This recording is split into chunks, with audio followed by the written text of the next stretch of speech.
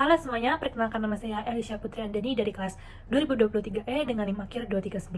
Di video kali ini saya akan menjelaskan dan mereview tentang video konferensi pers penahanan tersangka korupsi di lingkungan Direktorat Jenderal Perkeretaapian Kementerian Perhubungan. Dalam video ini menampilkan konferensi pers yang diadakan oleh KPK pada tanggal 28 November 2024. Dalam acara ini, KPK mengumumkan penahanan beberapa tersangka yang terlibat dalam dugaan tindak pidana korupsi terkait proyek pengadaan barang dan jasa di lingkungan Direktorat Jenderal Perkeretaapian. Selanjutnya, penyampaian kasus ini disampaikan oleh juru bicara KPK yang menjelaskan bahwa penyidikan ini berkaitan dengan penerimaan hadiah atau janji terkait paket pekerjaan pengadaan barang dan jasa di Direktorat Jenderal Perkeretaapian. Kasus ini melibatkan beberapa tersangka, diantaranya Saudara H, Saudara EP, Saudara DM, dan yang terakhir Saudara BP. Kemudian, peran tersangka dalam kasus ini, yang pertama Saudara H. Saudara H ini berperan sebagai Ketua Kelompok Kerja atau Pokja pengadaan untuk paket pekerjaan peningkatan jalur kereta api. Saudara H ini juga terlibat dalam pengaturan pemenang dan rekayasa lelang untuk memastikan penyediaan jasa tertentu memenangkan proyek. Kemudian yang kedua ada Saudara EP. Saudara EP ini sebagai Ketua Pokja pengadaan untuk pekerjaan perbaikan perlintasan sebidang di daerah Jawa dan Sumatera. Saudara EP ini juga mengatur agar perusahaan tertentu dapat memenangkan paket pekerjaan. Yang ketiga ada Saudara DM. Saudara DM ini berperan sebagai pejabat pembuat komitmen atau bisa disebut PPK yang berkoordinasi dengan Pokja dalam pengaturan pemenangan proyek. Saudara DM ini juga terlibat dalam memberikan arahan untuk memenangkan penyediaan jasa tertentu. Dan yang terakhir, yang keempat, ada Saudara BP. Saudara BP ini juga sebagai Ketua Pokja pemilihan penyediaan barang dan jasa untuk paket pekerjaan pembangunan jalur ganda. Saudara BP ini menerima arahan untuk memenangkan perusahaan tertentu dan terlibat dalam pengaturan lelang.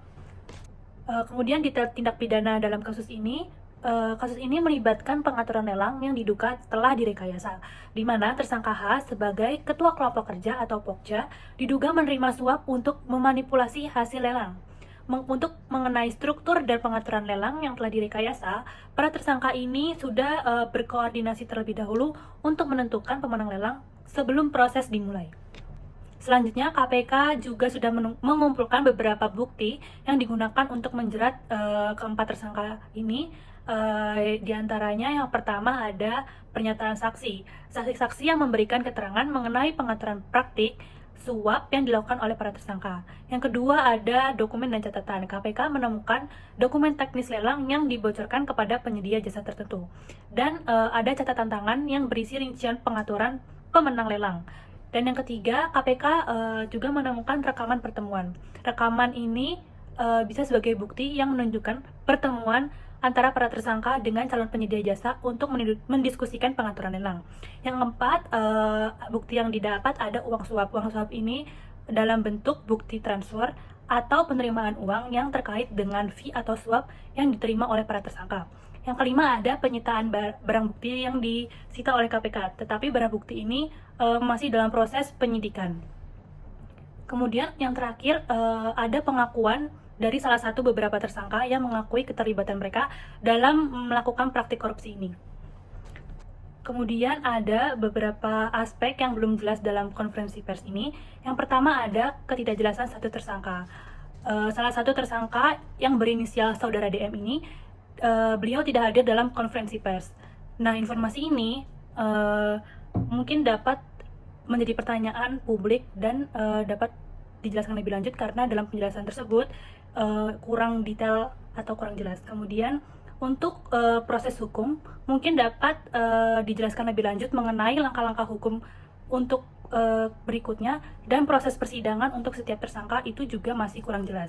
Kemudian ada peran politis dan pejabat lain. Di dalam konferensi pers ini disebutkan beberapa nama politisi yang melakukan keterlibatan dalam kasus ini. Namun tidak ada kejelasan mengenai apakah mereka akan diperiksa atau diinvestigasi lebih lanjut. Kemudian ada dampak terhadap proyek. Penjelasan mengenai bagaimana tindakan korupsi ini mempengaruhi kualitas proyek dan anggaran yang digunakan mungkin masih perlu diperdalam dan diperjelas. Kemudian untuk yang terakhir ada tindak lanjut investigasi. Ada pertanyaan mengenai tindak lanjut dari investigasi terhadap pihak-pihak lain yang terlibat, termasuk pejabat tinggi dan politisi yang disebutkan. Mungkin itu bisa dijelaskan lagi lebih jelas karena pertanyaan itu tidak dijawab dengan detail dan jelas. Untuk yang terakhir, mungkin kesimpulan bisa saya ambil dari video konferensi pers ini. Video ini mencerminkan komitmen KPK dalam memberantas korupsi. Namun tantangan besar yang dihadapi KPK ini mungkin terkait transparansi dan penegakan hukum yang adil. Dalam penanganan kasus ini bisa juga menjadi indikator penting bagi KPK untuk membangun kembali kepercayaan publik dan menegakkan hukum di Indonesia. Sekian penjelasan dan review dari saya. Terima kasih, sampai jumpa.